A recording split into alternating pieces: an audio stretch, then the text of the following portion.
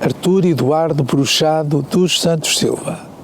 Eu nasci numa casa de saúde, na Avenida dos Aliados, que era de um grande amigo do meu avô, mas o meu pai, quando casou, foi o primeiro filho que casou, era advogado, formou-se em Direito e já era advogado, e o meu avô era médico. Vivia na Rua de Bonfim, numa casa que tinha um jardim que ia da Rua de Bonfim, das traseiras da casa, até à Avenida Camilo.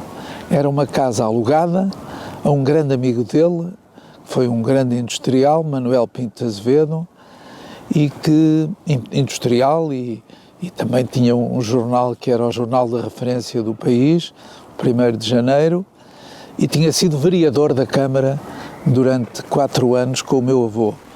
E num período muito difícil, apanhou um período muito difícil. Quando o seu avô foi presidente da Câmara. Quando o meu avô foi presidente da Câmara, e num período muito difícil, que apanhou a Primeira Grande Guerra e apanhou também as perturbações aqui da monarquia do Norte e das prisões dos principais líderes republicanos, e a altura em que o meu avô até foi como voluntário para a guerra.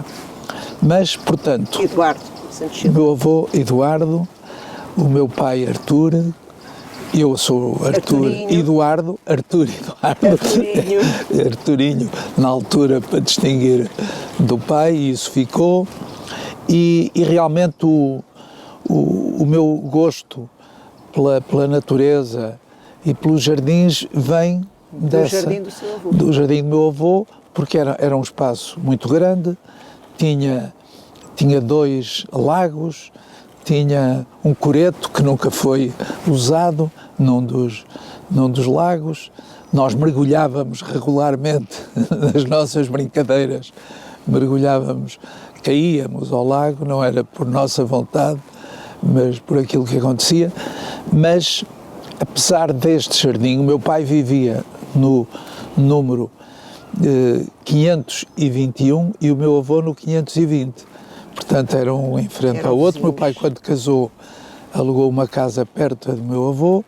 Nós convivíamos muito e com toda a família, mas o centro irradiador era a casa dos meus avós. Mas uma vez por semana íamos para um jardim muito bonito, Barão de Nova Sintra, da Companhia das Águas, exatamente para conviver e contemplar mais a natureza em todo o seu esplendor. Era uma vez por semana que íamos lá, havia uma pessoa que nos acompanhava, éramos 4, tínhamos os filhos, tínhamos idades muito próximas, e ela levou-nos uma vez lá e dissemos: todas as semanas temos que vir aqui. O Artur fez a sua infância e juventude aqui no Porto. Sim, vivi aqui até aos meus 17 anos, portanto comecei a estudar numa escola pública em Campanhã, onde estive os primeiros 2 anos, e depois o meu pai, portanto era só percorrer a Rua Pinto Bessa e estava na escola. No primeiro dia ainda foi uma empregada levar-me à escola, mas quando as aulas acabaram eu disse que já não era preciso, que eu sabia como chegar a casa, tinha na altura 6 anos, mergulhávamos nos resíduos do Cinema Odeon, onde estavam os filmes que tinham quebrado na passagem ali. O Cinema Odeon não era um dos principais cinemas na cidade, mas era um cinema que trazia muitas reprises e havia filmes diferentes todos os dias, filmes já velhos e que partiam com muita facilidade. E aquilo era o nosso encanto, ir ali apanhar os resíduos dos filmes que partiam, íamos muito ao Odeon. Mas, portanto, vivi aí, nessa zona do Porto Oriental, Bonfim, e que tinha muito perto o Liceu Alexandre Herculano. Nas traseiras da casa do meu avô estavam para a Avenida Camilo, mesmo em frente ao Liceu Alexandre Herculano, e assim foi até aos meus 12 anos. Mas a partir da 3ª classe, o meu pai disse-me: tu tens que ir para um colégio onde não te vão obrigar a fazer a mocidade portuguesa e quero que vá já para lá para te adaptares. Era um colégio que ficava a pé, perto do Marquês de Pombal, cerca de meia hora de nossa casa, e o Arthur lá ia de manhã para o colégio a pé, lá vinha almoçar a casa, regressava ao colégio depois do almoço e ficava no estudo até às 7 horas e depois voltava para casa. Dessa sua tenridade, qual é que era assim a sensação que tinha, que memórias é que tinha da vida no Porto, nessa altura? Não, eu tinha, portanto, primeiro, o epicentro da nossa vida era a relação fantástica que tínhamos com o avô. Eu poderia dizer os avós, mas a minha avó e o meu avô e a minha avó tiveram 2 grandes desgostos seguidos. Entre os meus 7 e os meus 9 anos, perderam 2 filhos e a minha avó mergulhou numa grande tristeza. O meu avô, evidentemente, sentiu muito a morte dos filhos, um que era engenheiro e matemático, o Osvaldo, até o mais empenhado politicamente em linhas mais radicais para a altura, e todos os outros filhos. A filha era muito afetiva, muito próxima de todos nós, solteira, e quando morreu tinha 30 e tal anos. Eu nasci em 41 e ela morre em 48, penso eu, 48, e portanto apanhamos por volta dessa altura as eleições do Norton, o MUD e as eleições do Norton. Ainda me lembro muito miúdo de ter conhecido na quinta que os meus avós tinham no Douro uma grande figura da cidade e para mim a grande referência de Portugal no século XX, que foi o Abel Salazar, que eu depois estudei mais, mas ainda me lembro dele, que tinha a risca ao meio, e lembro-me dele na quinta dos meus avós no Douro, que era para nós o paraíso, ir de férias até ao Douro, era o nosso grande encanto. Mas, portanto, voltando à sua questão, eu vivia na escola, tinha os meus amigos na escola, depois passei para um colégio, amizades que ficaram, portanto, para sempre. O colégio era realmente... Qual era o colégio? Araújo Lima. Era um colégio que tinha uma frequência não muito significativa e pertencia a um escultor, dia 20, António Fernandes de Sá, cujos filhos, um era arquiteto e engenheiro, o outro era professor da Faculdade de Ciências e da Faculdade de Engenharia, o António, que era o que acompanhava mais a direção do colégio. E o colégio tinha efetivamente gente muito aberta, os professores, a maneira como o colégio era liderado, e 2 pequenos exemplos passaram-se nas eleições do Humberto Delgado. Estava eu já no 7º ano, no fim do liceu, mas que são um sinal de que tipo de pessoas lá davam aulas. E uma é a chegada a Humberto ao Porto, é ao fim da tarde, há um comício à noite no Coliseu, o Humberto não quer entrar pelo palco, por trás, e quer entrar pela frente, pela Rua Passos Manuel, e entra aos ombros, pela coxia, aos ombros de 4 ou 5 pessoas, e uma delas de cabelos brancos, grandes cabelos brancos e barbas brancas.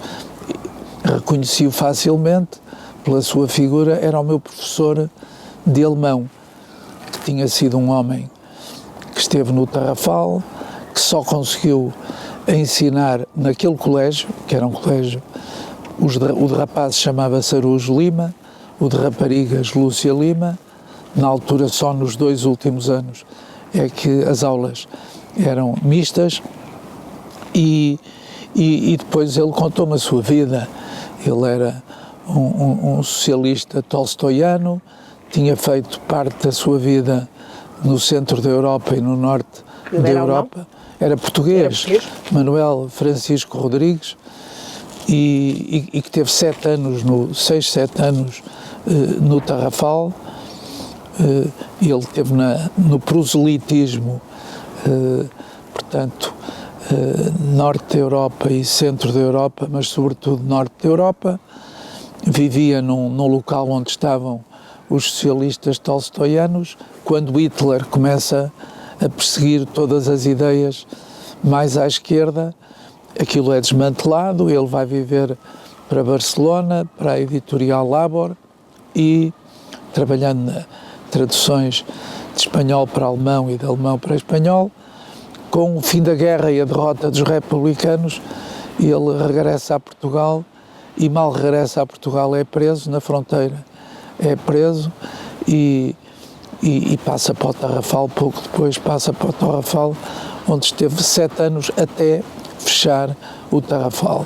E tem um livro muito interessante, tem vários livros, em que aparece sempre o seu grande ídolo, o Orián, e a sua referência, que era um socialista tolstoiano, mas os livros escaparam à censura e foram saindo. Também não tinha um grande sucesso, mas o Tarrafal, a Aldeia da Morte, ele tinha escrito e publicou logo a seguir ao 25 de Abril, e teve várias edições, e era um homem extraordinário, e portanto só aqueles 2 colégios é que o empregaram. Ele não conseguiu ser professor em mais nenhum sítio, foi meu professor de alemão e de francês.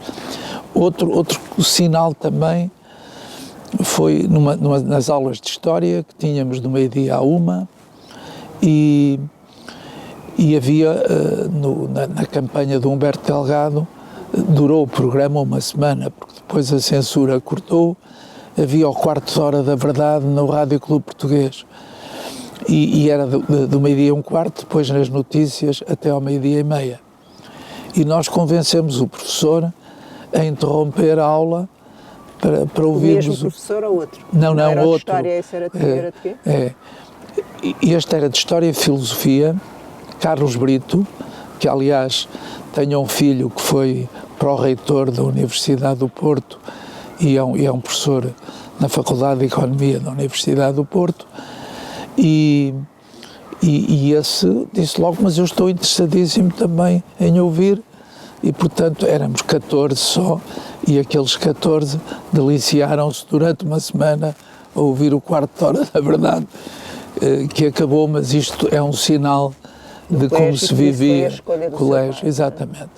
E portanto fiz aí o meu liceu. Quando eu tinha 12 anos passamos a viver muito perto do colégio, para uma casa já maior, também ainda alugada, e tinha o Jardim do Marquês, que também tinha árvores muito bonitas e que era um dos jardins mais marcantes. Tinha uma pequena biblioteca que era a única extensão da Biblioteca Municipal do Porto, que era a Pedro Ivo, onde eu tudo o que gostava de ler, ia lá, requisitava, e por vezes até aproveitava, como eu vivia muito perto do colégio, a hora do almoço para estar lá a ler 1 hora, os livros que eu não podia trazer para casa, mas em regra podia também, em muitos livros, podia trazê-los para casa.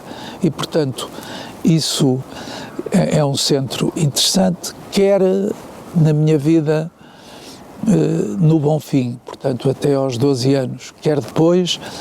Um grande foco era o Cineclube do Porto, que foi uma instituição de um sucesso espantoso e onde pude ver filmes extraordinários, sobretudo do neorrealismo italiano, o cinema francês e inglês também da altura, e como miúdo tínhamos, uma coisa era ir para o Cinema Batalha, que era uma das salas onde funcionava o Cineclube do Porto, e outra era às tardes de domingo, isto era nas manhãs de domingo, e às tardes havia desenhos animados e o Bucha e Estica e o Charlot no Cineclube, nos escritórios do Cineclube, que eram onde é hoje a Praça Humberto Delgado. E, portanto, isso ocupou um grande espaço na minha vida, e como eram tempos em que era muito fácil circular, e eu quer quando vivíamos no Bonfim, quer quando vivíamos perto do Marquês, na Rua da Constituição, e eu ia com muita frequência ao sábado ter com o meu pai, a meio da manhã, ao escritório, depois ia à tertúlia dele na Brasileira, e a seguir ao almoço era uma outra tertúlia numa leitaria a primos, que era café e leitaria, e onde ia muita gente, quer num lado, quer no outro. A tertúlia do meu pai eram pessoas da oposição, e no caso da primos, curiosamente, muita gente do teatro experimental também estava lá. O teatro experimental teve tantos sócios, talvez 4, 5 mil sócios, e também teve uns milhares de sócios, o Cineclube do Porto, e foi talvez dos espaços onde se fez melhor teatro no país, tirando o Dona Maria, e onde estavam profissionais de grande qualidade, mas eram teatros só de amadores, grandes figuras na altura, o João Guedes e a Dalila Rocha, e foi realmente uma criação de um conjunto de pessoas do Porto, que grande parte delas fazia teatro, como por exemplo, estou-me a lembrar do Alexandre Babo, advogado, e muitos outros. Portanto, vivi intensamente uma vida familiar de um clã, vivi intensamente também as relações que o meu avô e o meu pai tinham, e os meus pais tinham, e portanto passou pela casa do meu avô gente muito interessante, e pela casa do meu pai. Não se ia aos restaurantes, quando eles estavam com amigos, traziam à última da hora os amigos para almoçar ou jantar em casa, e portanto convivi com pessoas muito interessantes, quer no plano político, quer no plano cultural, e em especial escritores. E portanto a minha vida, até os meus amigos com certeza, os fins de semana também eram ocupados pelos amigos, a paixão pelo futebol despertou aí aos 11, 12 anos, e portanto o clube em regra perdia, ficava em terceiro, quarto lugar nos melhores anos, mas quando eu tinha 14 anos, depois de 20 anos de jejum, o Porto ganhou um campeonato de Portugal, e portanto, e daí a 2 anos voltou a ganhar. Isto foi a minha vida sumariamente até à universidade. Nessa altura tinha algum conhecimento, alguma ideia do que é que acontecia aqui na cidade do Porto, e em particular aqui na zona de Serralves?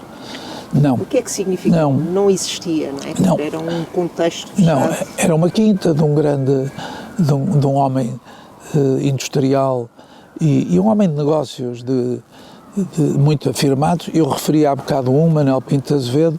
Os dois grandes industriais eram Manuel Pinto Azevedo e Delfim Ferreira.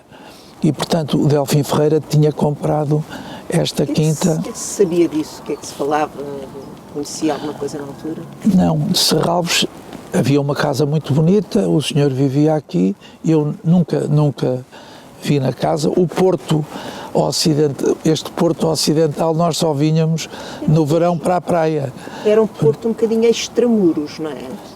Quer dizer, extracentro, era um bocadinho periférico. Sim, é evidente. Os grandes pontos da cidade, posso eu dizer, era o Marquês, era a Arca d'Água, as Antas não tinham o estádio, a partir de uma certa altura, o estádio das Antas, mas não era grande centralidade, era mais uma zona residencial. O Marquês era uma centralidade, a Rotunda era também uma centralidade, o Campo 24 de Agosto era outra centralidade, mas, portanto, o Porto, este Porto mais próximo do mar, era uma zona residencial, e de um extrato social mais alto. Embora houvesse também o bairro social aqui de Gomes da Costa, que eram casas de renda limitada e onde viviam muitas pessoas, sobretudo ligadas à administração local ou à administração nacional, portanto, militares, pessoas ligadas à atividade da Câmara e outros também, mas raras vezes vinha aqui a esta zona do Sim, raramente. Vinha aqui nessa fase até aos meus 17 anos, raramente vinha aqui. No verão, sim, aproveitávamos o tempo de férias em que ainda estávamos no Porto para vir de elétrico até fazer uma viagem aí de 45 minutos para vir às praias, quer à Internacional e às praias de Matosinhos, quer às praias entre o Molhe e o Castelo do Queijo, portanto, dependendo dos amigos com que estávamos, e muitos dos quais eram pessoas que viviam para estes lados da cidade. Mas nós passávamos muito tempo no campo, porque os meus pais reconstruíram uma casa aqui a 50 km do Porto, entre Felgueiras e Alixa, e quando a casa ficou pronta, foi com grande esforço financeiro e para lá daquilo que eles podiam, tiveram que pedir um empréstimo e, portanto, havia que reembolsar o empréstimo e nós éramos descarregados no princípio de julho entre Felgueiras e Alixa, que distavam 5 km, e ali ficávamos até outubro. Pronto.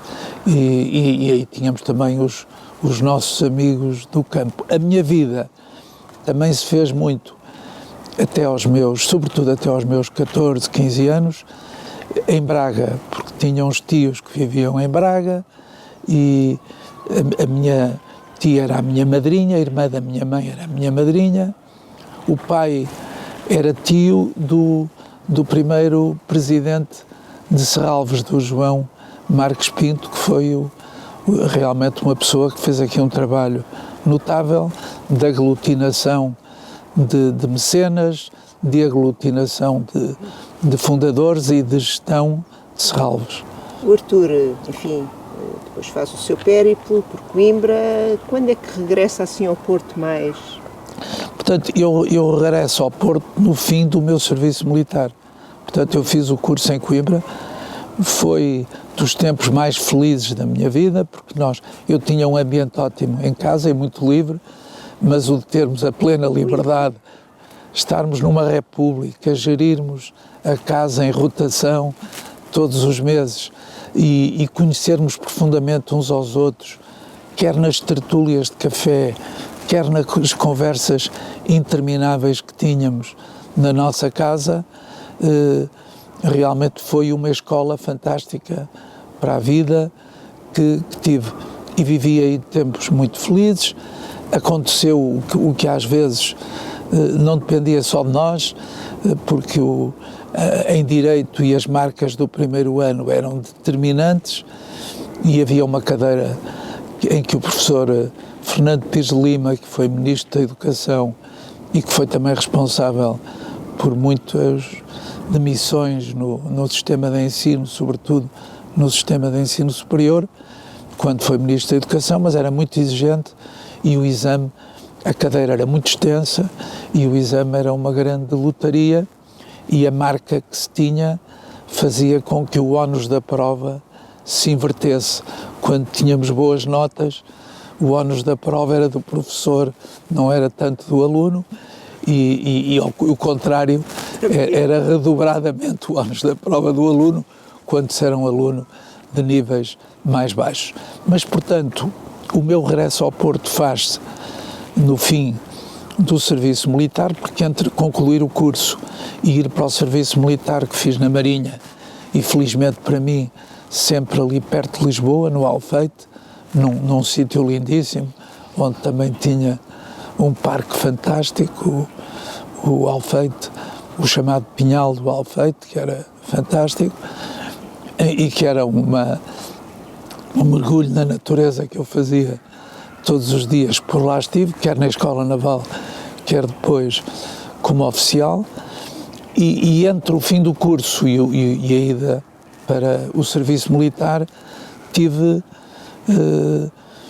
assistente do professor Teixeira Ribeiro em Finanças Públicas e Economia Política, que foram as áreas de que eu tinha gostado mais, e no último mês do meu serviço militar, e quando já tinha assegurado ao Dr. Teixeira Ribeiro, ao professor Teixeira Ribeiro, que eu iria voltar, disse isso na Páscoa, sou desafiado para ir para a direção do Banco Português do Atlântico, que era o banco que tinha a melhor tecnoestrutura, mais aberto, e gente com mentalidade muito aberta, muito competente, e era o mais prestigiado dos bancos. E eu hesitei, mas o regressar ao Porto, o viver no Porto, o não ter as limitações que sentia como investigador, professor e investigador na economia, de não ter bases matemáticas. E isso também me criava limitações na minha investigação em economia política e finanças públicas, e o de poder voltar à minha terra, à minha cidade, foi bastante atrativo e, evidentemente, com uma situação remuneratória muito mais favorável. O Dr. Teixeira Ribeiro, quando eu lhe anunciei, afinal não vou voltar, e o que vai acontecer é que eu vou fazer isto assim, vou para a direção do Banco Português do Atlântico. Eu tinha 26 anos, e ele disse-me: você troca-me pelo dinheiro, mas também vai para um banco que tenha à sua frente um homem que sabe tanto como nós, porque o Cupertino Miranda era um homem que tinha feito os seus estudos por ele próprio, um self-made man, não apenas um grande sucesso como empresário bancário, mas sabia muito de economia, interessava-se muito por economia. Ele disse: eu quando estou com ele no Gerês, em Águas, ia-se muito para as termas, e conversamos muito, e ele sabe tanto como nós, isso no sentido dos académicos. Elogio esse de como nós, não é? Quando comuniquei à minha avó foi mais complicado. O meu pai tinha logo, a quem foi feita a sondagem, queriam falar comigo para se eu estaria interessado em ter uma conversa para ir para o Banco Português do Atlântico. O meu pai disse: não, meu filho quer é seguir a carreira académica. Mas eu disse ao pai, quando ele me comunicou: olha, querem falar contigo para este convite. Ao pai: deixe lá ver o que é que isso significa. E depois de ter decidido, fui comunicar à minha avó. O meu avô já não era vivo, e a minha avó deu uma descompostura. Então tu tens a oportunidade de continuar uma vida académica, que era o que o teu avô gostaria de ter feito, que era o teu tio, que também era médico, gostaria de ter feito, e vais trabalhar para um banco e tal. Mas foi assim. A minha escola para a minha vida profissional foi o Banco Português do Atlântico, e que era realmente uma instituição excepcional, de gente com grande qualidade, e, como eu disse, também um espaço de grande abertura, e foi uma fase muito importante da minha vida. E regresso ao Porto, e por aqui estou até 75, a altura em que estive 3 anos entre o Governo e o Banco de Portugal, na fase de descompressão revolucionária, porque efetivamente o Governo em que eu estive, o 6º Governo Provisório, tinha um Ministro das Finanças que era de facto o líder do Governo, que era o Dr. Francisco Salgado Zenha. Fui secretário de Estado do Tesouro e tinha 2 colegas, quando começamos o nosso governo, de grande qualidade, o Vítor Constâncio e o António Sousa Gomes. Um e outro vieram a ter responsabilidades governativas nos primeiros governos constitucionais, como ministros, o Sousa Gomes primeiro, como Ministro da Coordenação Económica, e o Vítor Constâncio, mais tarde Ministro das Finanças. Portanto, foi uma experiência fantástica, porque exatamente foi o período em que os militares dominantes eram os militares moderados e porque foi possível assistir-se a uma descompressão do radicalismo crescente que tinha havido entre abril de 74 e o verão de 75, o verão quente. E, portanto, a vitória dos militares moderados deu lugar à possibilidade de se fazer essa descompressão. Político de diálogo nesse sentido. Exatamente. E, portanto, foi um tempo de que guardo recordações extraordinárias, como foi um tempo também em que aprendi muito e exerci com entusiasmo e dedicação o que estive no Banco de Portugal, de que só saí porque nós tínhamos um desequilíbrio externo brutal. A partir de uma certa altura só sobrevivíamos vendendo parte das reservas de ouro que tinham sido acumuladas, sobretudo nos anos 60, depois da nossa adesão à EFTA, as exportações cresceram muito, também se acumularam reservas, porque foi a grande onda de imigração clandestina consentida, porque foi a maneira de financiar o esforço de guerra, e as nossas reservas quadruplicaram nesse período dos anos 60, quadruplicaram, e o Salazar acreditava na linha do RUEF que as reservas de ouro é que se interessavam, política que, aliás, o de Gaulle, como presidente da França, seguiu essa orientação do Jacques Rueff,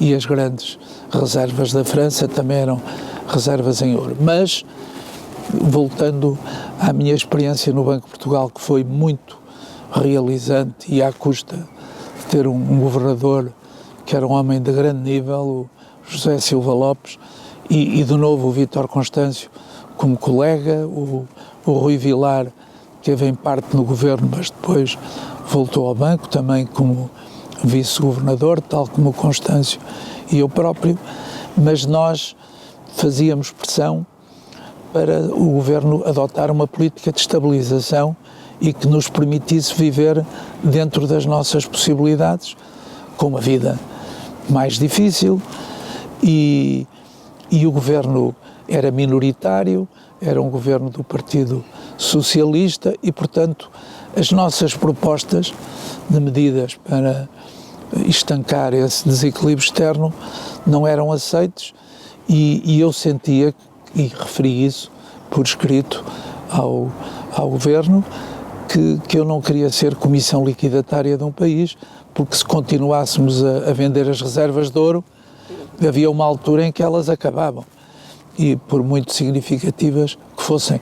Nós chegamos a ser o 9º detentor no mundo de ouro, e ainda hoje, tendo reservas bem menores, somos um dos principais detentores de reservas de ouro do mundo.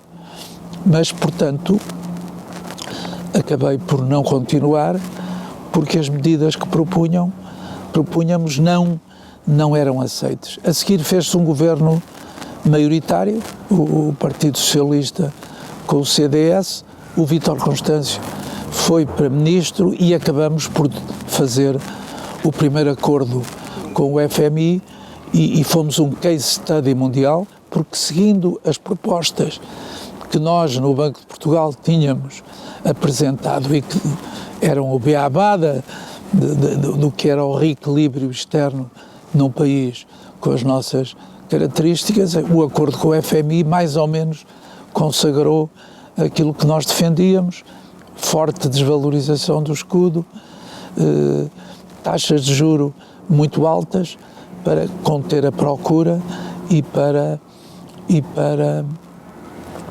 que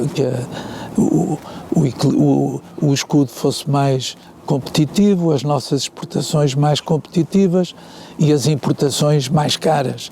E, portanto, e assim o país, em 18 meses, com 4 governos diferentes, porque o governo que fez o acordo caiu pouco depois, porque o CDS saiu da coligação, e vieram os governos, um que não chegou a passar, Nobre da Costa, Mota Pinto, Maria de Lourdes Pintacil, portanto houve 4 governos, um maioritário e 3 de iniciativa do Presidente da República, e nós, no final de 1979, tínhamos conseguido passar de um desequilíbrio externo de perto de 10% do PIB para uma situação de equilíbrio, e fomos um case study de sucesso mundial das políticas do FMI e sobretudo porque realmente eu acho que os portugueses devidamente mobilizados têm um sentido de identidade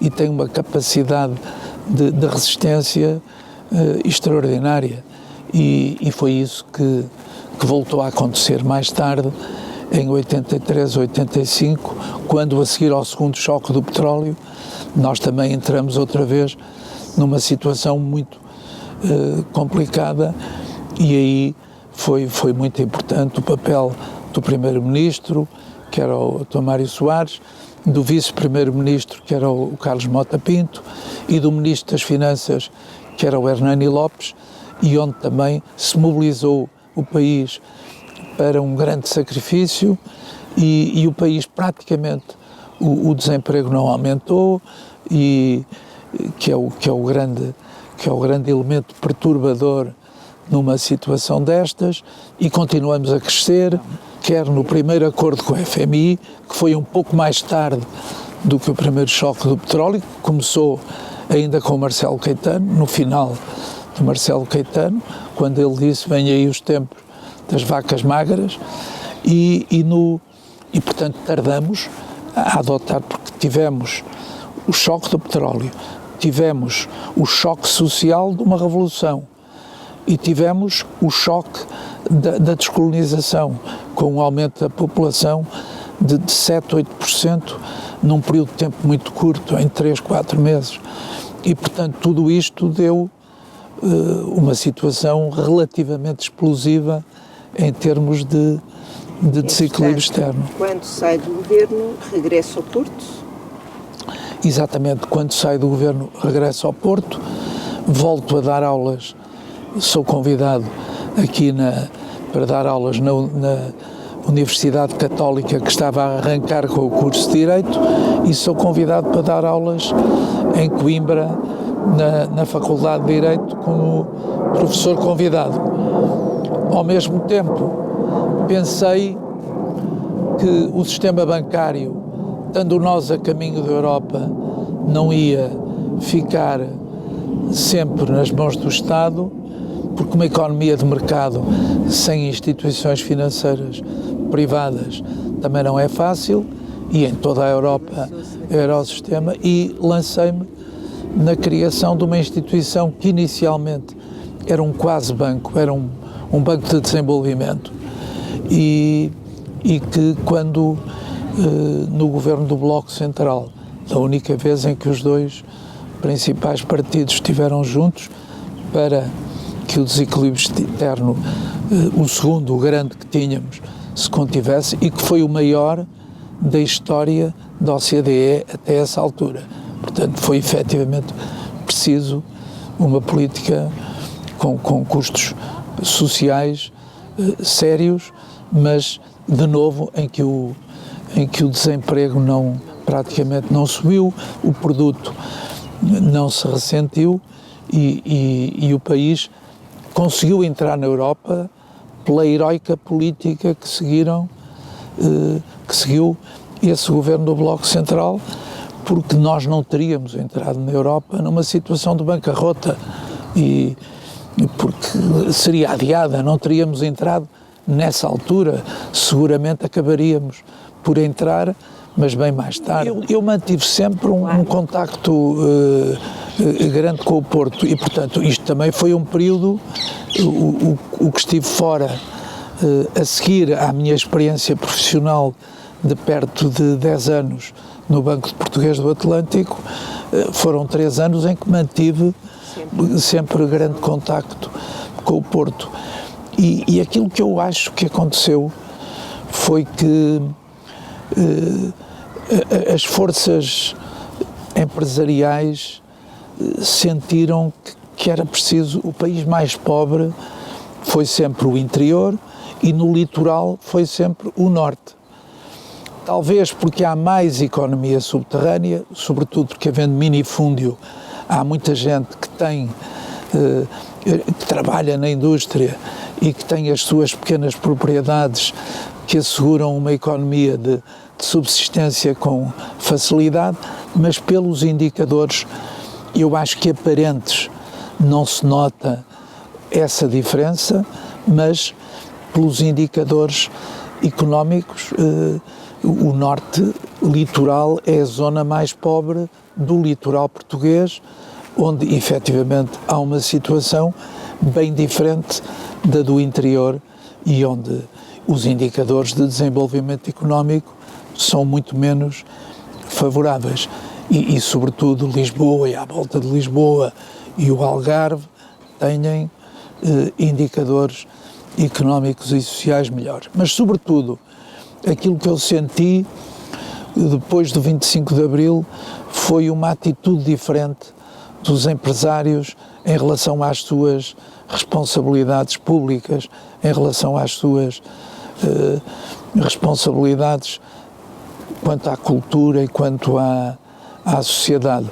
Encontrei pessoas muito menos voltadas para dentro, como vi nos anos 50, 60, me habituei a ver, e de ver os empresários despertos para serem mobilizados para um certo tipo de projetos de que esta instituição onde estamos. Sim, é certo que também um há paradigma. Aqui um ecossistema, um ambiente, alguns elementos identitários nesta vida empresarial e cultural do Porto que é singular, não é? Que eu acho que não se encontra noutros sítios do país. E eu diria Porto e Norte, porque com a nossa entrada na União Europeia houve uma revolução enorme na vida da cidade.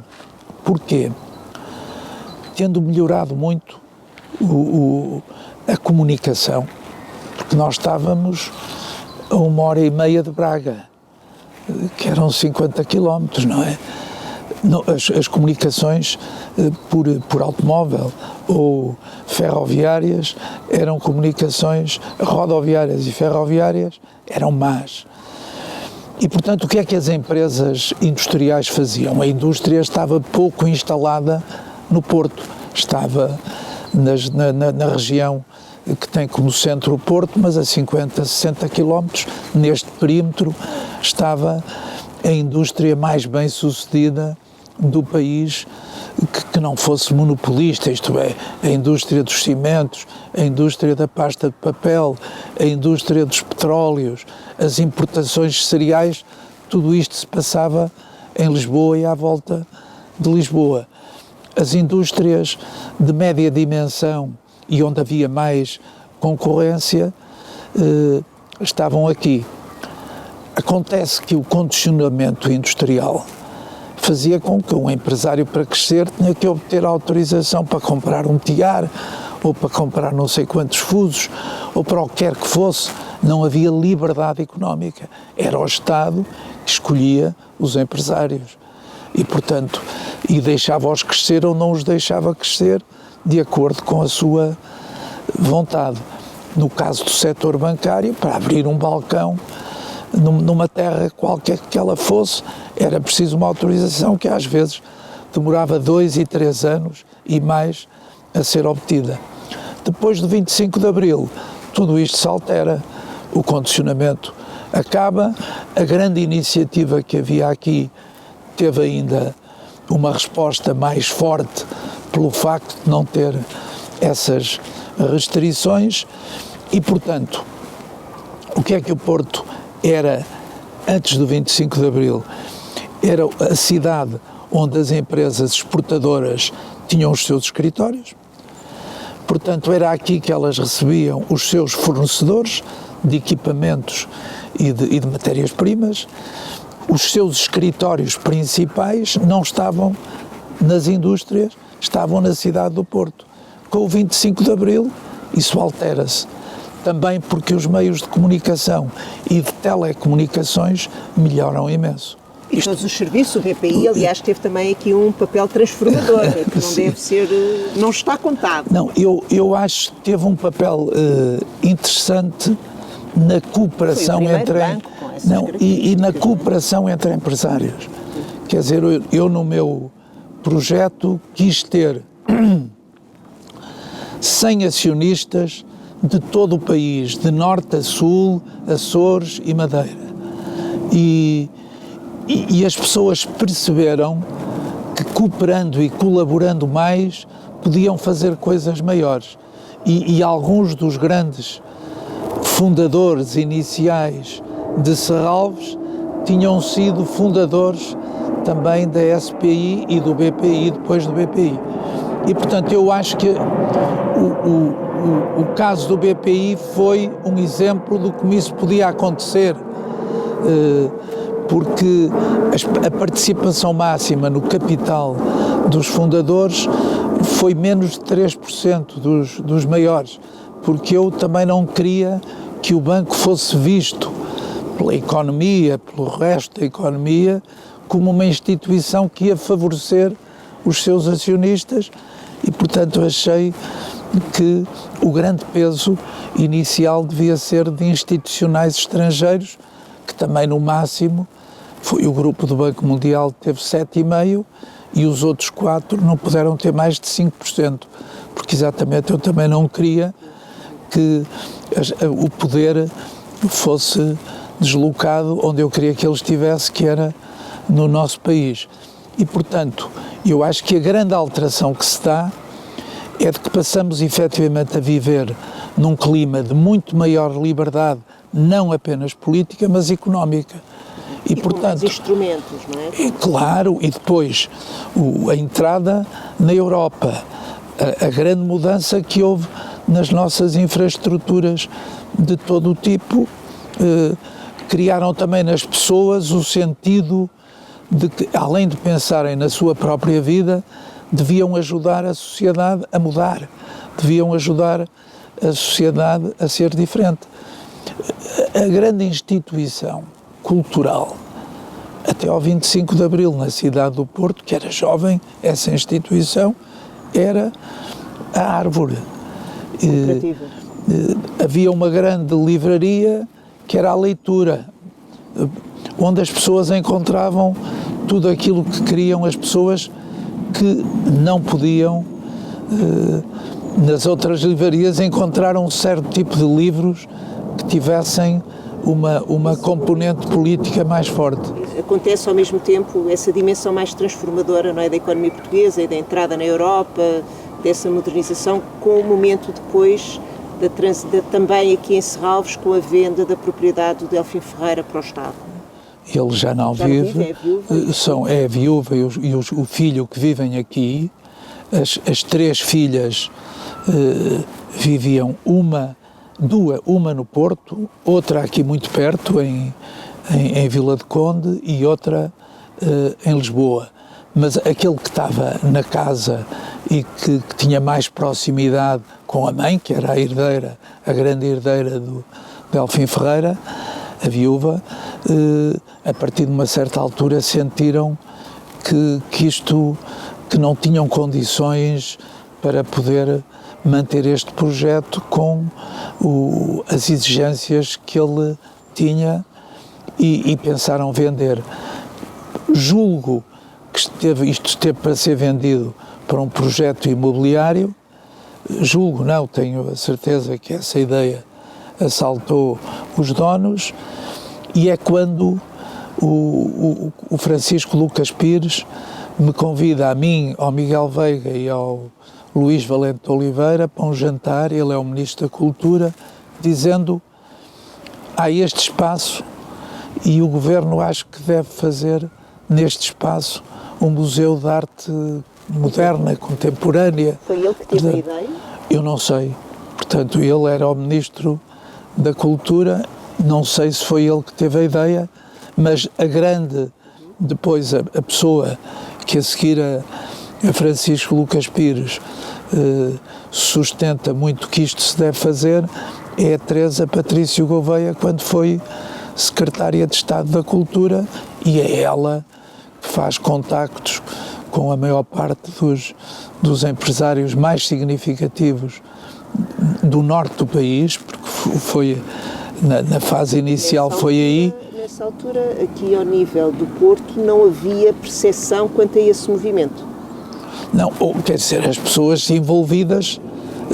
As pessoas sabiam que isto podia... Não, antes de serem envolvidas? Sim, não é. Portanto, isto podia ser um empreendimento imobiliário. Que ninguém, a sociedade do Porto não se levantaria. Não se entrava aqui, nós não conhecíamos o Jardim de Serralves, isto era uma propriedade privada, não sabíamos que era belíssimo, que tinha um jardim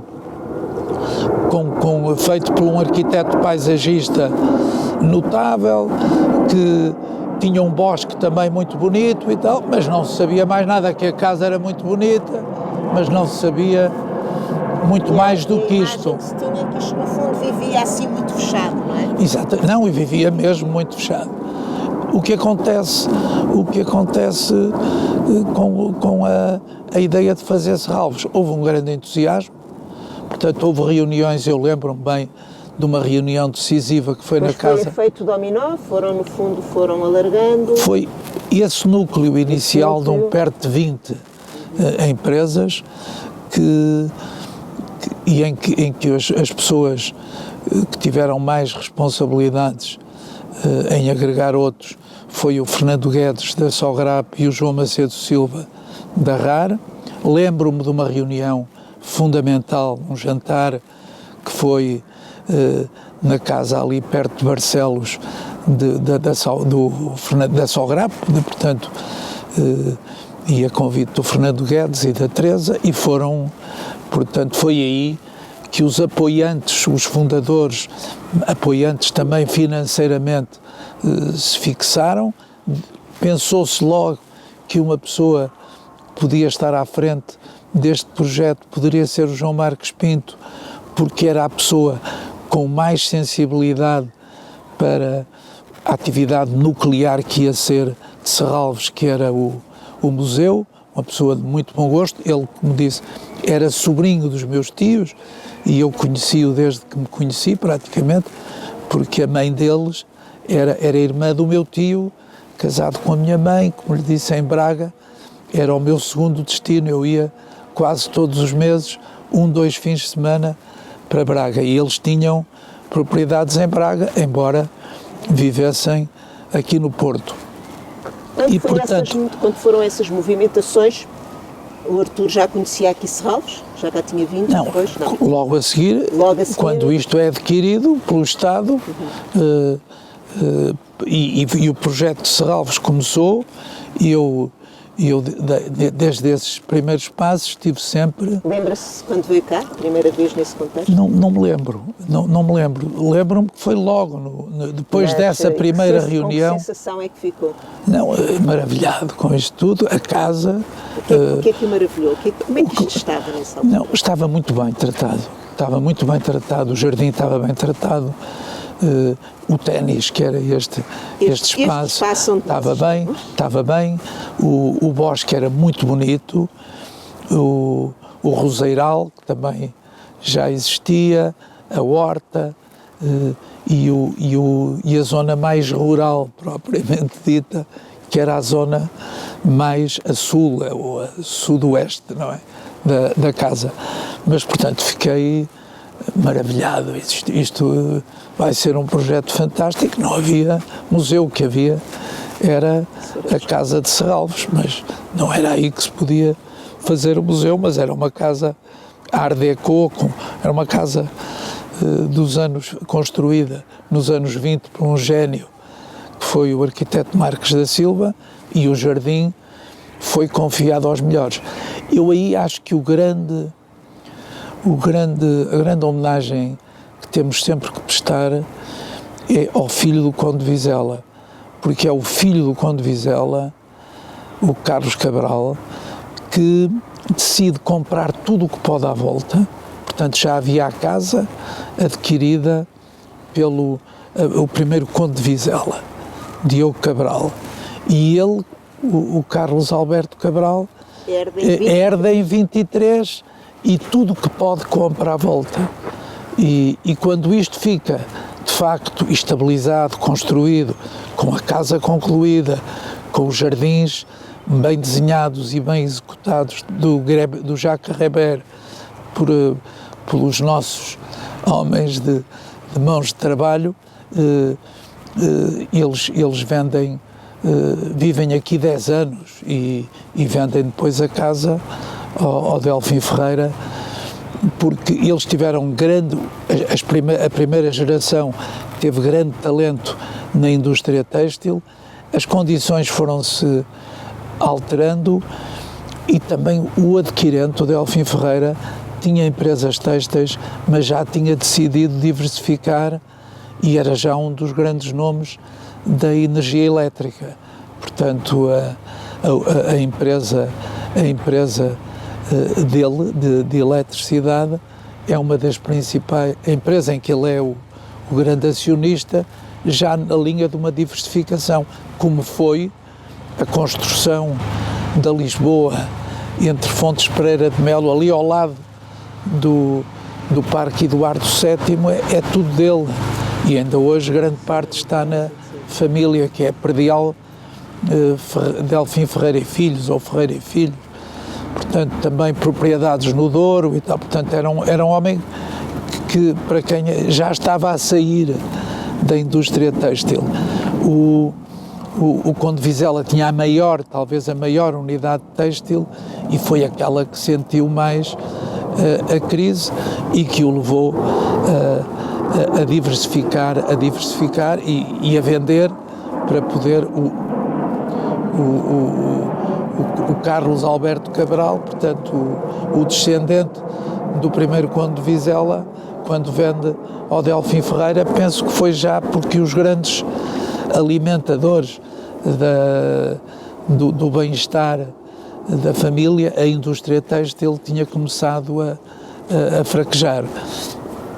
Mas, portanto, a entrada aqui, o ter visto isto, a decisão de se construir um museu, onde localizar, o convite ao CISA. É desde logo o museu, não é? É um museu, claro. É um museu, o parque era alguma coisa que era fundamental. O que é que se pensava relativamente ao parque nesses primeiros tempos?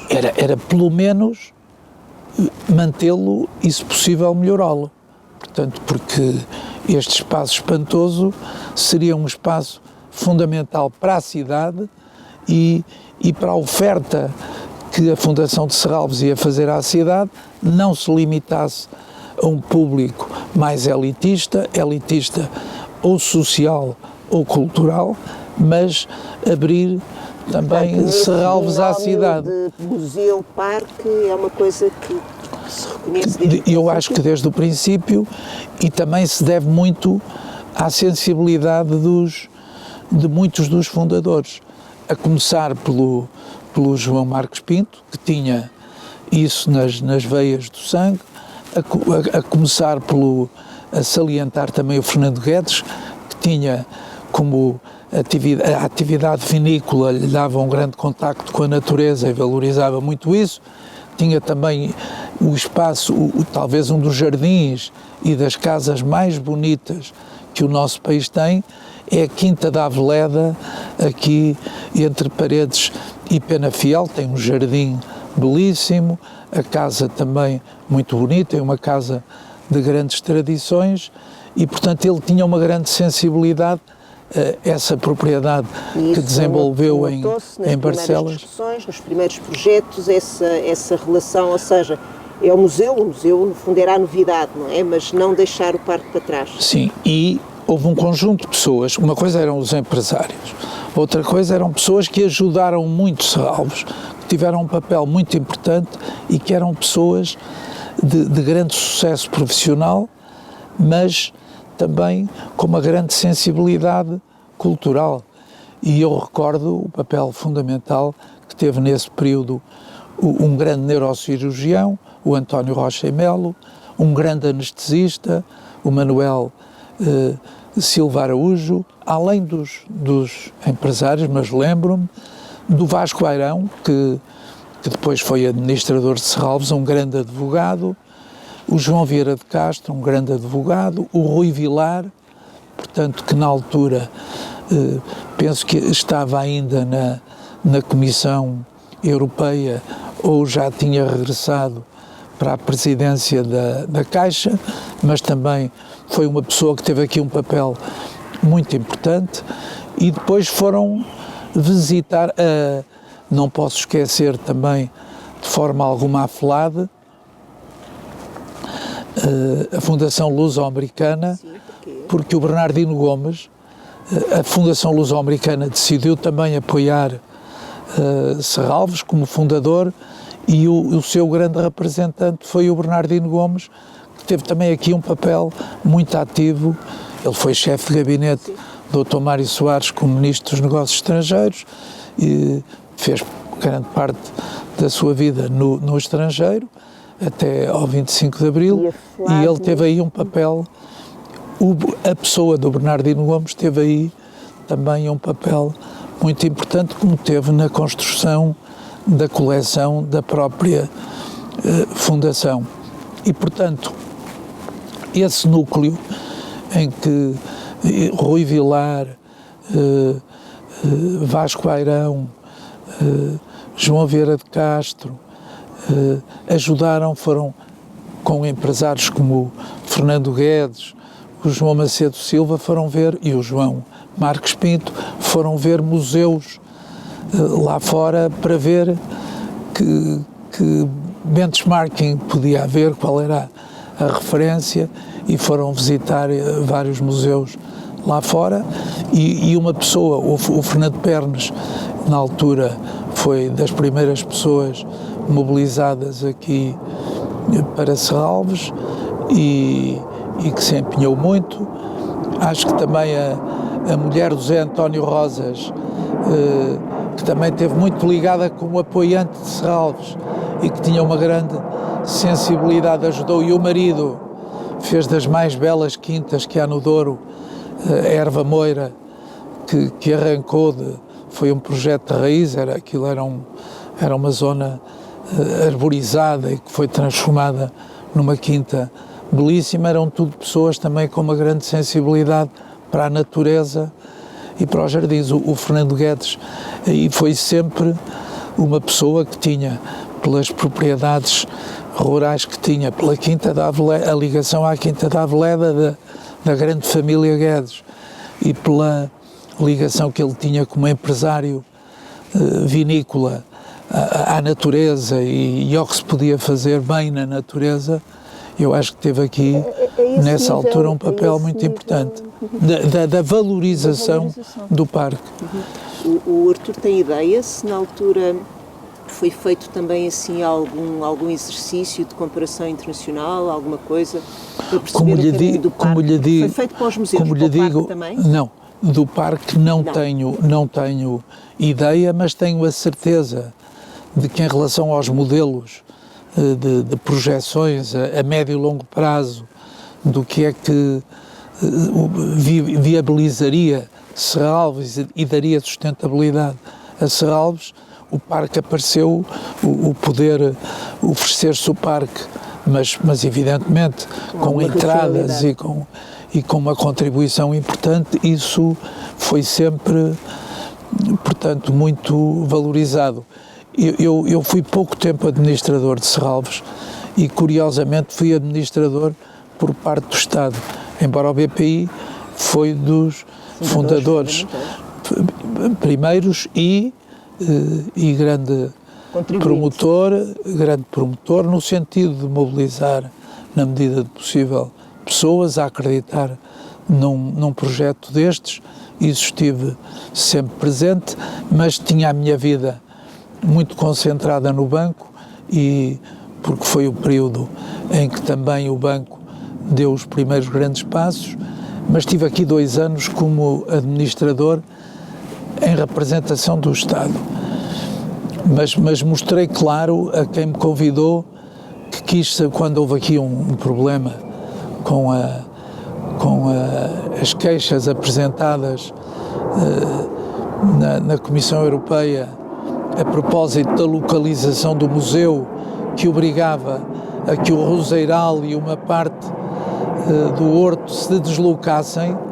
Eu lembro, ele chamou-me, o Ministro da Cultura, e a querer saber como é que isto tinha sido discutido e tratado no Conselho de Administração. Eu disse ao Sr. Ministro, eu não sou correia de transmissão, por pudor não digo.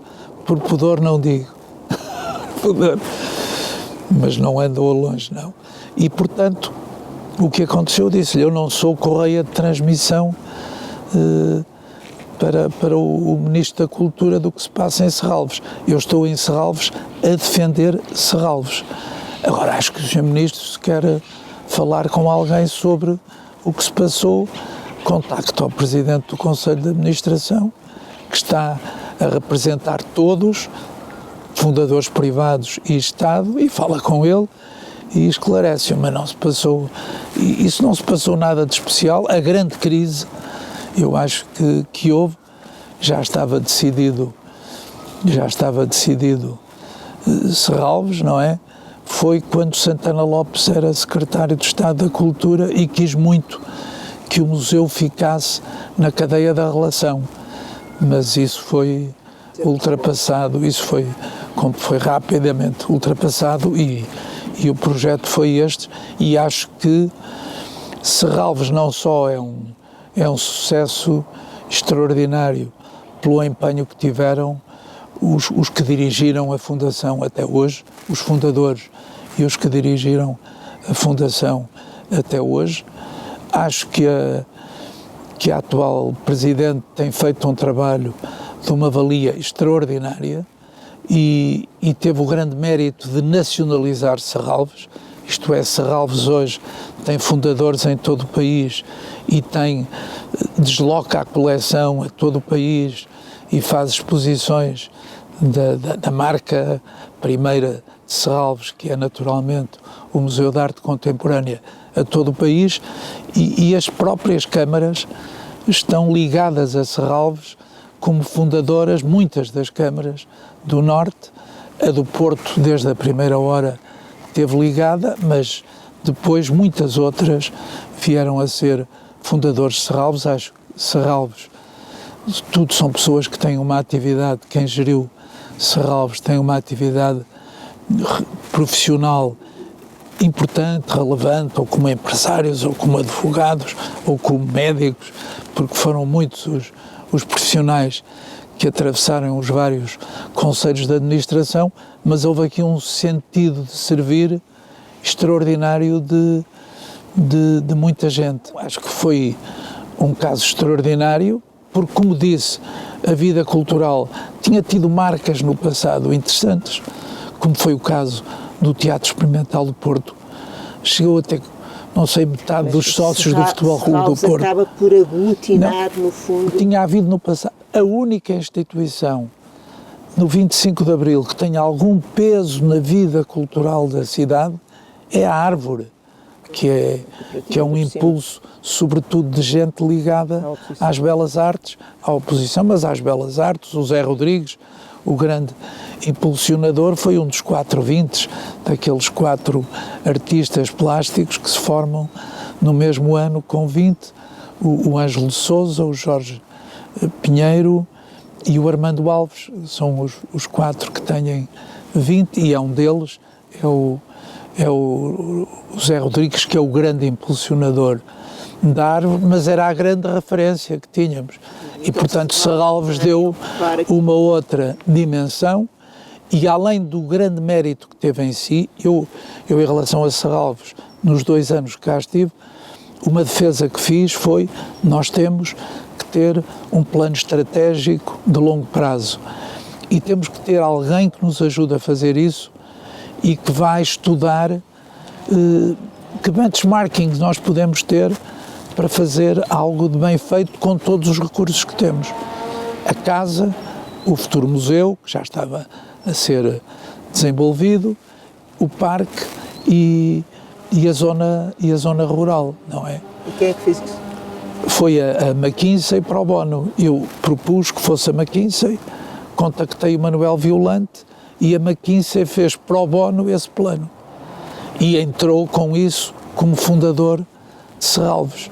Defendemos que, em face da contribuição pro bono que tinha feito, que devia ser convidada como fundador de Serralves, e assim ficou.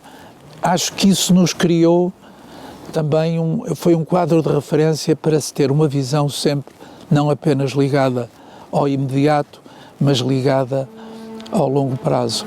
E depois acho que foi extraordinário o de terem percebido quem era Cisa Vieira, que era quem devia ser convidado, quem era Cisa Vieira e a voz que ele devia ter. Nesse plano foi muito importante um interlocutor que no Conselho teve especialmente com ele, que foi o professor Valente de Oliveira, de formação um engenheiro civil e um homem de cultura, um homem com experiência política, que esteve ligado aos projetos de desenvolvimento profundo do Norte e do Nordeste, quando presidiu a Comissão de Coordenação da Região Norte e que foi um grande ministro também do plano, e eu não sei exatamente o nome, mas do desenvolvimento regional, porque teve à frente da Comissão de Coordenação da Região Norte e a seguir à descolonização teve o grande mérito de ter, por um lado, mobilizado o Banco Mundial para fazer um programa de desenvolvimento profundo do Nordeste, da zona mais esquecida do país, com barragens, mini barragens, para que a agricultura tivesse mais meios para diversificar, não o Douro, porque o Douro já era uma região em desenvolvimento forte, mas o resto do Nordeste do país estava muito esquecido, muito abandonado. E o Luís Valente de Oliveira teve um impacto notável, e a gestão local, porque ele aproveitou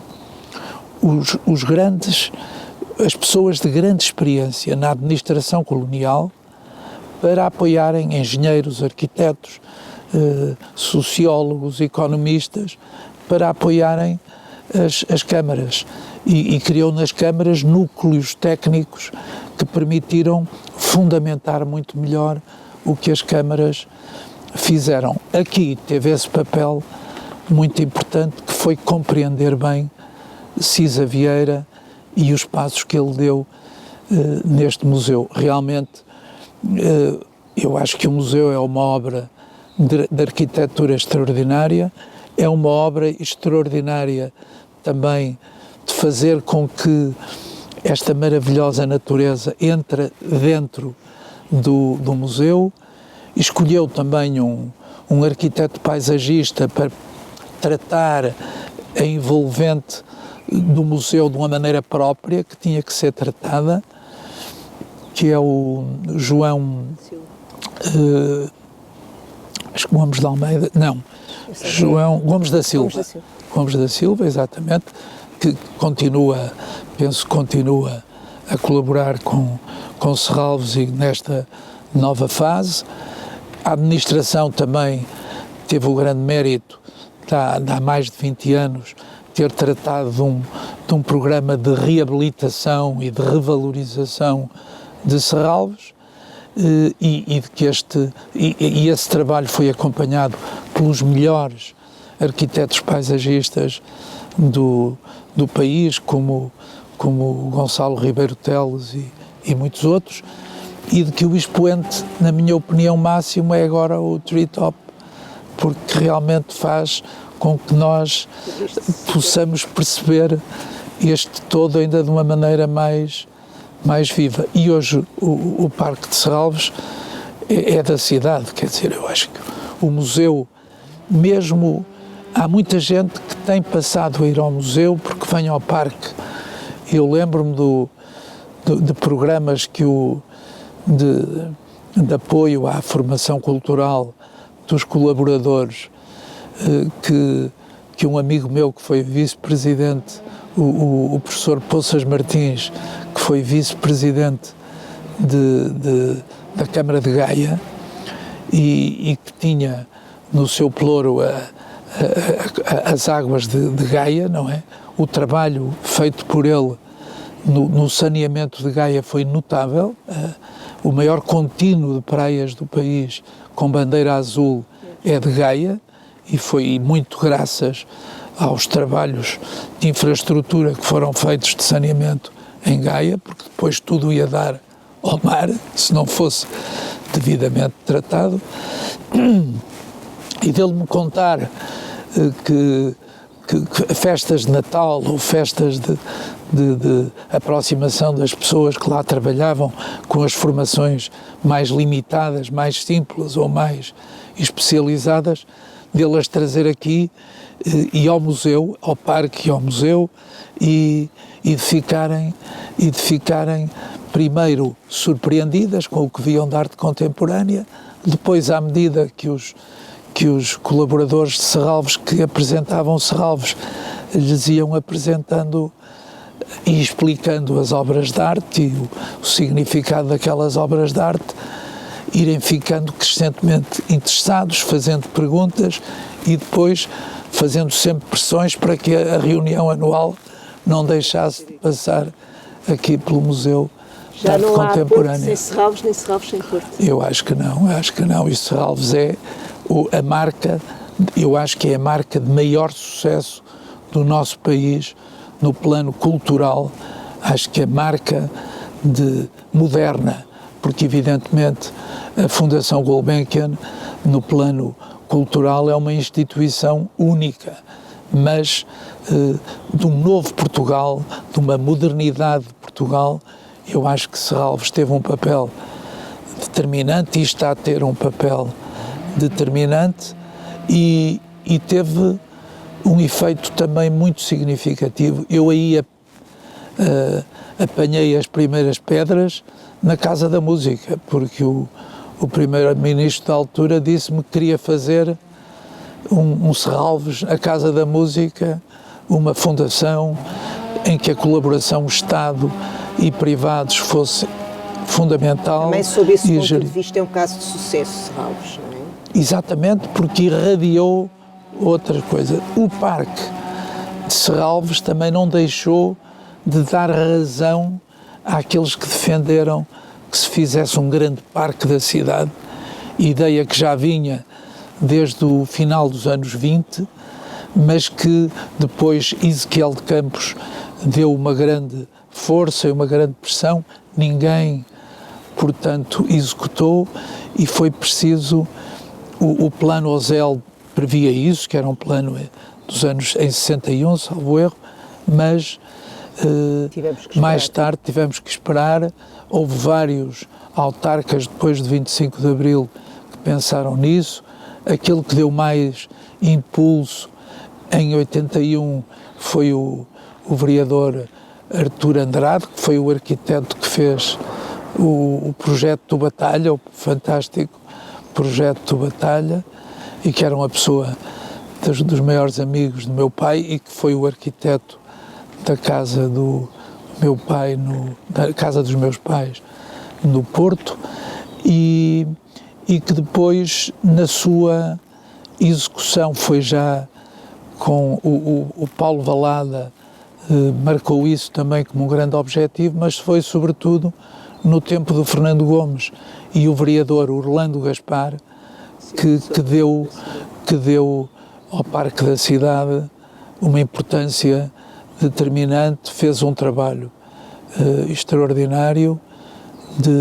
A escolha de Sidónio Pardal é outro ponto decisivo, isto para o Parque da Cidade, e portanto Serralves eu acho que veio reforçar a necessidade de haver um grande parque na cidade, e depois as outras câmaras, se hoje olharmos para o lado, para Matosinhos, ou para a Maia, ou para o Porto Oriental, onde também se fez um parque importante, e o Porto já tinha muitas praças, já tinha muitos jardins, pequenos jardins públicos, mas nada com esta expressão.